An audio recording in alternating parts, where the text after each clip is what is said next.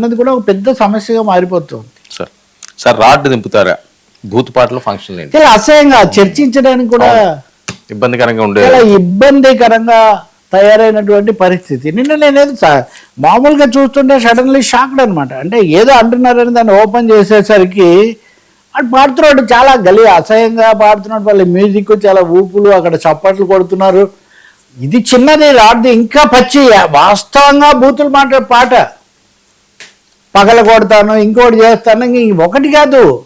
అంటే నేనేదో బూతులు అంటే అపవిత్రము అది చెప్పట్లే. అసలు ఏంటి ఈ కార్యక్రమం ఏంటి? అసహ్యంగా రాడ్ దింపడం జంతువులు కూడా దింపదు.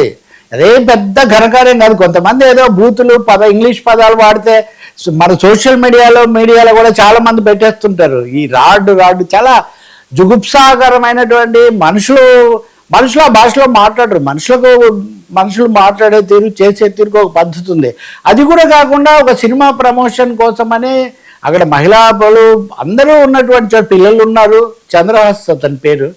బరాబర్ ప్రేమిస్తాం, బరాబర్ బూతులు పాడతాం, బరాబర్ గలీజ్గా వ్యవహరిస్తాం, బరాబర్ రెచ్చగొడతాం, బరాబర్ పిచ్చి పిచ్చిగా మాట్లాడతాం, పాటలు పాడతాం. ఏంటి సార్ ఇది బరాబర్? సో బరాబర్ ప్రజలైతే ఇట్లాంటి వాటిని ఖచ్చితంగా ఖండిస్తారు, అసహించుకుంటారు. దీనికి ఇంకా అదనమే ఎక్స్టెన్షన్ ఏమంటే ఈయన ఇది వరకు సినిమాలో చేశాడు, అది కూడా పెద్దగా పూలైతే వచ్చింది. సరే, యువకుడు ఉత్సాహంగా చెరుగ్గా ఉంటాడు. దీన్ని బట్టి ఇప్పటికే ఈయనకి యాటిట్యూడ్ స్టార్ అని పేరు పెట్టారు. వేరే యాటిట్యూడ్లు ఏమైనా ఉంటే నాకేం అభ్యంతరం లేదు. ఈ బూతిట్యూడ్ ఏంటిది?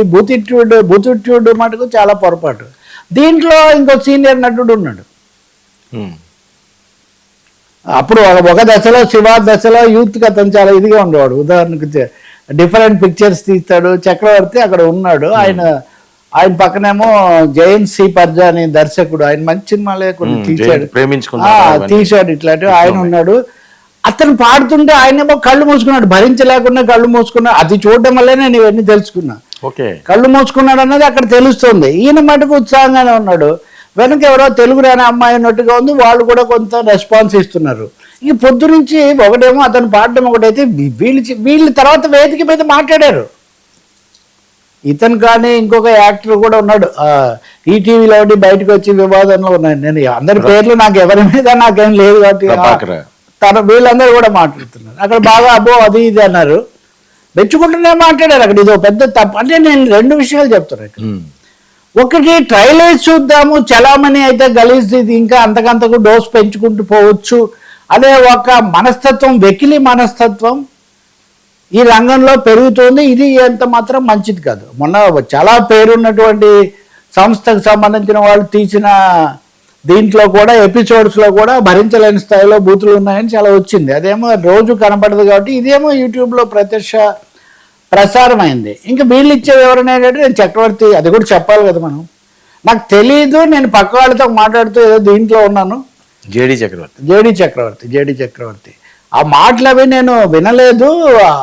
ఆమె కూడా తెలుగు రాక ఎట్లా అయింది, నేను ఎట్టి పరిస్థితుల్లో బూతులను ప్రోత్సహించాను, బూతులు మాట్లాడొద్దని ఒక దర్శకుడిని కొట్టాను.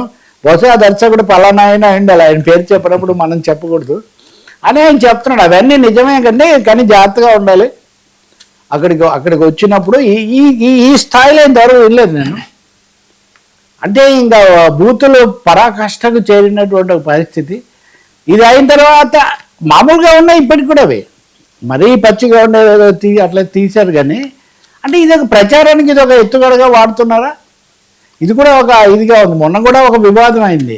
ఆ తర్వాత చూస్తే ఆ సినిమా బాగానే ఉంది వాస్తవంగా అని అందరూ మెచ్చుకుంటున్నారు. కాబట్టి బూతుల ద్వారా, వెకిలి మాటల ద్వారా సార్ మనుషులకు శృంగారం ఉంటుంది. అదేమి పెద్ద ఇప్పుడు ఎవడో వచ్చి కనిపెట్టి దానికోసం శృంగారం వేరు, ఈ వెకిలిగా జుగుప్సగా ఏదో ఒక